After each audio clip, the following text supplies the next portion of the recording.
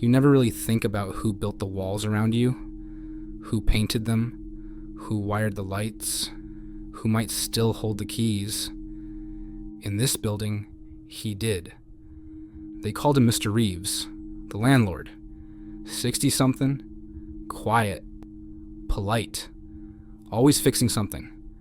Leaky pipes, broken locks, flickering bulbs. The tenants trusted him. They shouldn't have. Apartment 4B had a draft, or that's what I thought it was. Every night, I felt a faint breath of cold air from behind the bathroom mirror. One evening, while brushing my teeth, I pressed my palm to the tile and heard a hollow sound, like an empty space on the other side. Curiosity is cheap rent for fear. I pried the mirror loose. Behind it was a small, perfectly round hole. The kind someone drills with care, not accident. I leaned close. There was nothing. Just darkness and a faint smell of dust. Then, the unmistakable sound of breathing. Slow, steady, not mine. I froze. A whisper came through, barely audible. "Don't worry. I take care of you." The mirror slipped from my hands and shattered on the sink. I told Reeves the next morning. He smiled that gentle, grandfatherly smile. "Old pipes make strange noises," he said.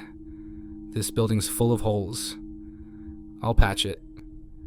That night, the hole was filled, plastered smooth, mirror rehung.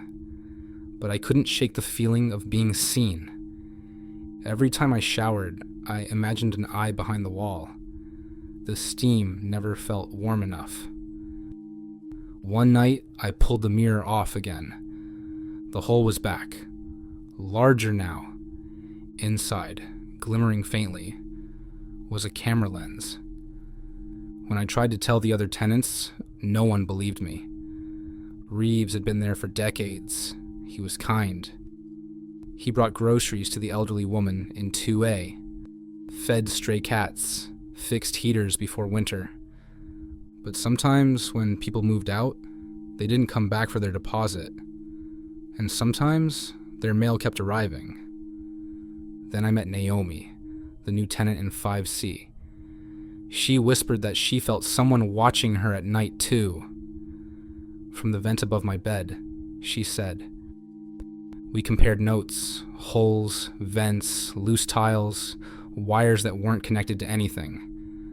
All of them led toward the same space, the maintenance crawlway that ran behind the walls. Naomi and I decided to check it out. When Reeves left for his evening rounds, we pried open the panel in the laundry room and crawled in. The air was thick with mildew and the hum of electrical wires. Our flashlights skimmed over hundreds of tiny holes drilled into plaster, each one looking into a different apartment.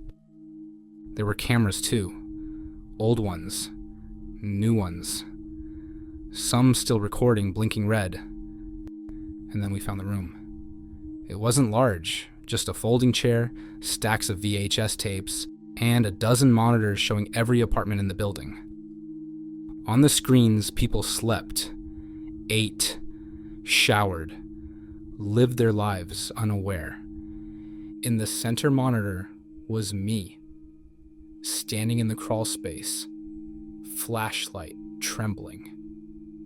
Then the static shifted, and Reeves's face filled the screen. "You shouldn't be in here." The monitors went black. Footsteps echoed in the walls behind us. We scrambled out through the vent and into the hall.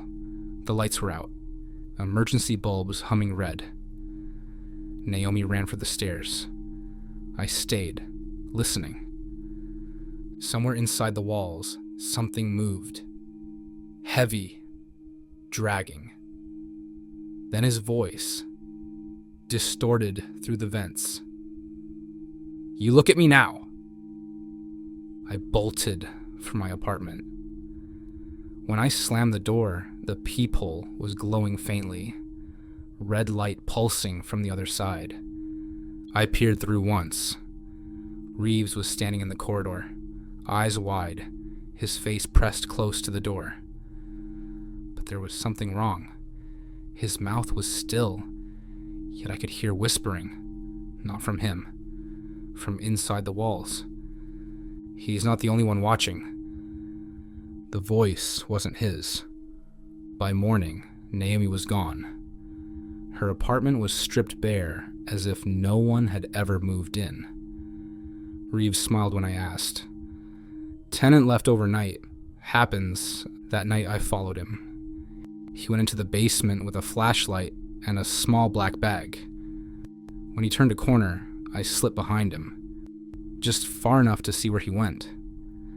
Past the boiler, behind a row of pipes, there was a door I'd never noticed. Metal, unmarked. He keyed it open. I caught the door before it shut and slipped through. The space beyond wasn't on any blueprint.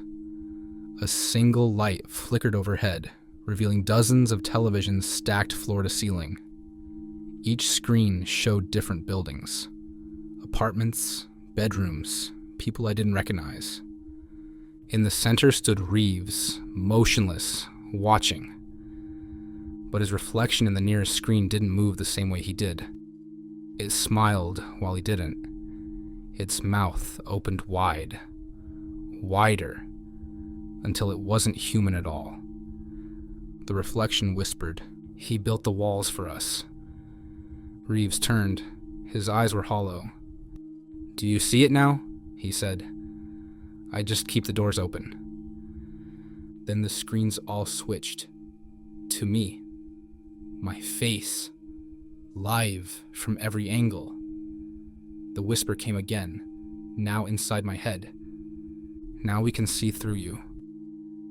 I woke up outside, dawn breaking, the building silent behind me. Police found nothing. No hidden rooms, no tapes, no Reeves. Just an empty basement and clean plaster where the holes had been. But that night, when I got home to my new apartment across town, I noticed a small draft from behind the bathroom mirror. When I leaned close, I could smell dust. And behind it, faintly, I heard breathing. They say every building has eyes. Some belong to the landlord. The rest belong to whatever taught him to watch.